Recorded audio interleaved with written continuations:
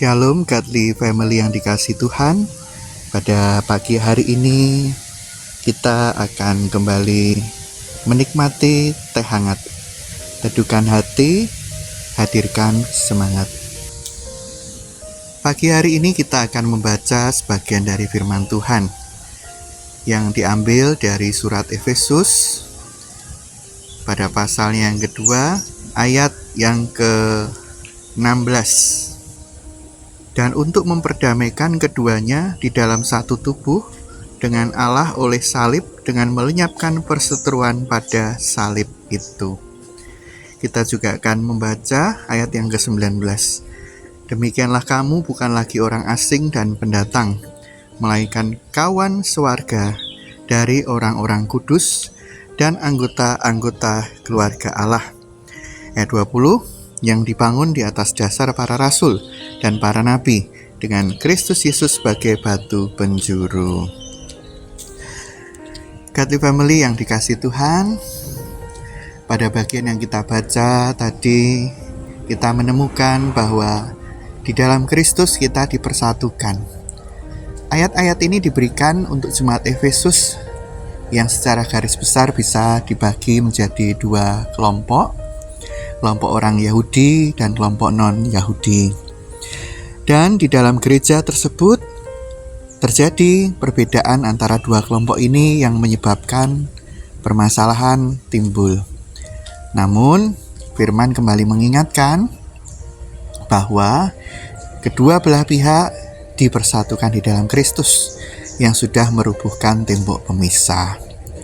Di dalam kekristenan zaman sekarang di gereja Tuhan, kita juga menemukan berbagai macam kelompok.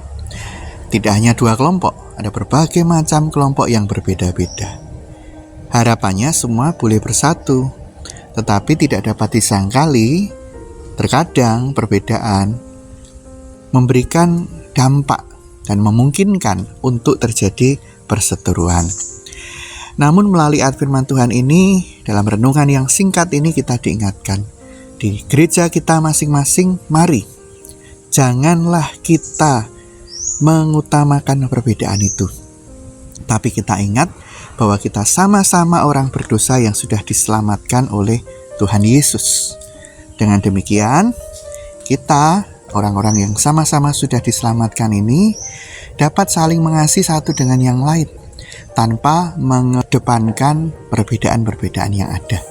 Dengan demikian kita bisa saling memahami dan saling memaklumi jika terjadi perbedaan-perbedaan yang mungkin tidak nyaman buat kita.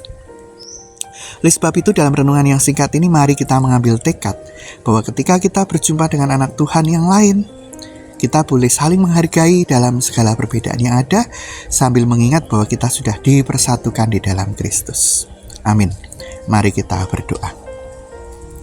Bapa di surga, pada saat ini kami bersyukur jika kami boleh diselamatkan. Kami juga dipersekutukan menjadi satu gereja Tuhan dari berbagai macam latar belakang yang berbeda. Oleh sebab itu Tuhan, jika terjadi perbedaan-perbedaan yang memungkinkan adanya perselisihan, kiranya kami senantiasa boleh untuk mengedepankan kasih Kristus dan mengesampingkan perbedaan itu, sehingga setiap hal yang menimbulkan percekcokan dapat kami atasi berdasarkan kasih di dalam Kristus. Terima kasih Tuhan, dalam nama Tuhan Yesus kami berdoa. Amin.